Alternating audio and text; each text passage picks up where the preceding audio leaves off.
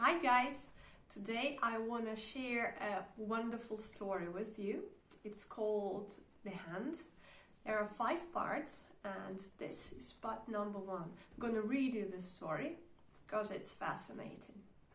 So part number 1 is called Stone Hearts. Okay, off we go. That's what I've heard from the grey-haired fly. Once there lived unhappy people. They would live happily if not an evil misfortune. A dragon came to their country. It came and took out the hearts of people and put stones instead. It came at night and no one saw him. A person will fall asleep with the heart and wake up with a stone instead. And as soon as there is a stone in man's chest, he becomes cold like a stone and greedy and evil. And he is no longer a man at all, nor a beast, but an unknown creature. And there were those from whom the dragon couldn't take the hearts. It burned itself with these hearts as they were burning hot. Such a person will wake up in the morning and his entire chest is scratched around his left nipple.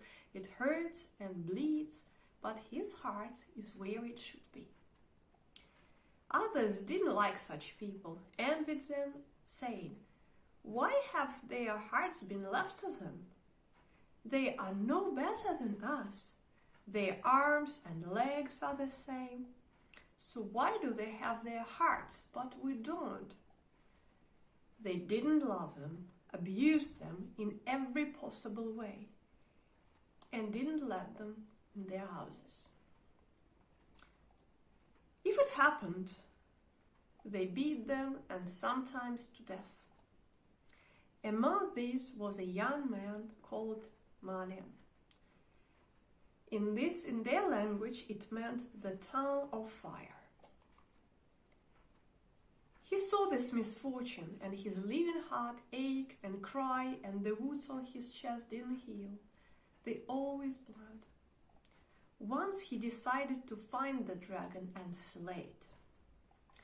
He got ready and came to his mother and father because he wanted to hear parting words. His father told him, "Don't go anywhere. You're weak. Why should you go for the dragon?" Malian replied, "No, father, I should go." Then the father said angrily, "It is our custom not to oppose the dragon.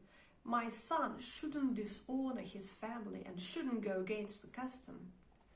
Malian insisted, "No, father, I should go." Then the father shouted furiously, "How dare you?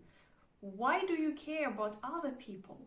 Why do you want them to keep their hearts when your mother and father have stones in their chests? We gave birth to you, and you want to give others something we do not have. It is disrespect to put others above us." But Malian repeated, "No, father, I should go." And then the father told him, "Then I curse you. You are no longer my son.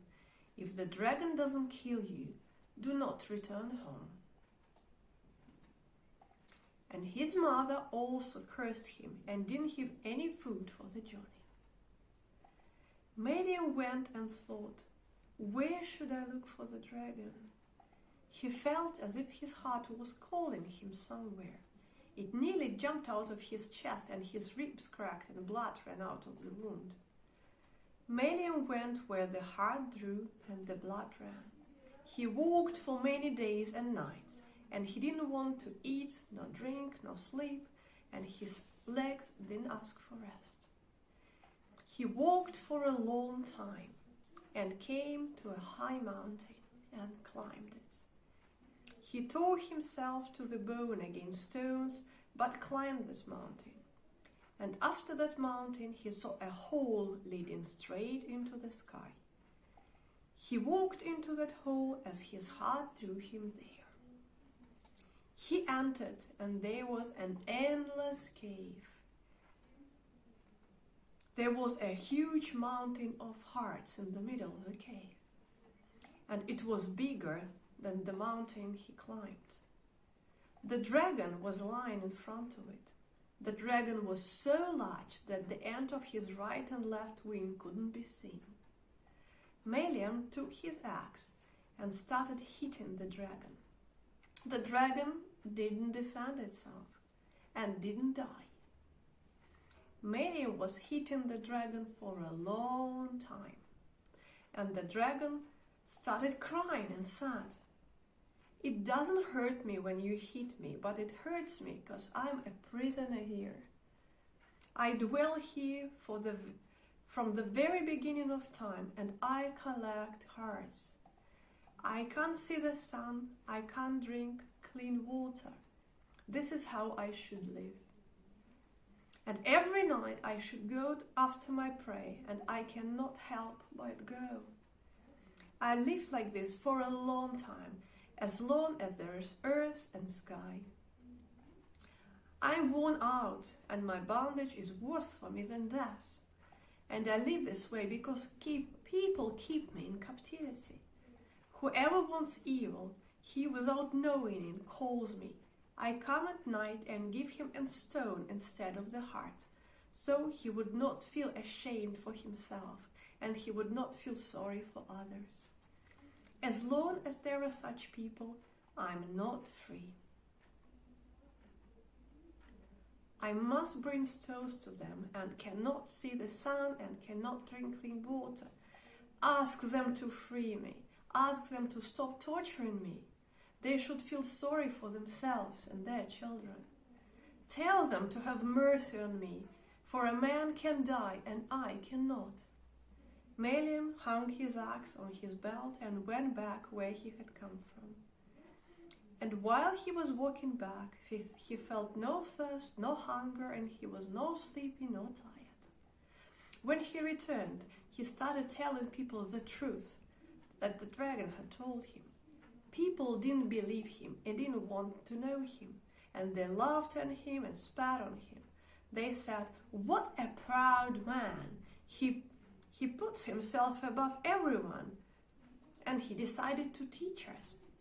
He wants to be the first, the smartest, and the kindest of all, so that others would honor him as if he had saved everyone from misery. He made up a lie and to look better than others. But this will never happen." They drove him from everywhere, while others beat him, saying, "This is your honor, and go get more." He walked among people for a long time, and they hated him so much that they even disdained to kill him. He walked like this for 3 years, and then he felt exhausted. He came to his house and knocked at the door. And the father and mother answered without opening the door, "We do not need the damned." He knocked and said, "Let me in, father, mother. I haven't eaten, drank, or slept since I left the house." They answered, "We do not need the damned."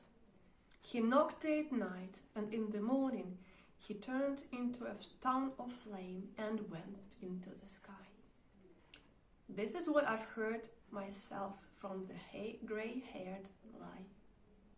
And that's the end of the part 1.